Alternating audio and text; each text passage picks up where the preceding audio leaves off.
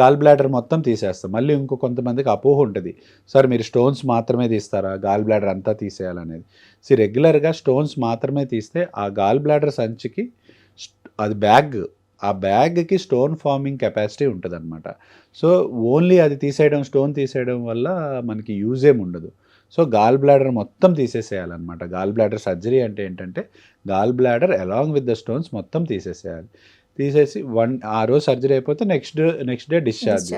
పేషెంట్కి అదే రోజు సర్జరీ అయిన నైటే ఫుడ్ ఇస్తాము, సర్జరీ అయిన నైటే నడిపిస్తాము.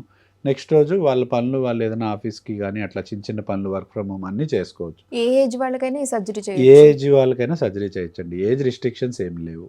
ఓకే. వాళ్ళకేమైనా హెల్త్ ఇష్యూస్ ఉంటే, వేరే హెల్త్ ఇష్యూస్ ఉంటే వేరే హెల్త్ ఇష్యూ యూజువల్గా డయాబెటీస్, హైపర్ టెన్షన్ ఇట్లా ఉంటుంది, హై కార్డియాక్ రిస్క్. సో ఇవన్నీ ఏంటంటే పేషెంట్ టు పేషెంట్ డిపెండ్ అయి ఉంటుంది. సో వాళ్ళకి డిస్కస్ చేసి చేయొచ్చు. కొంతమందికి స్వతహా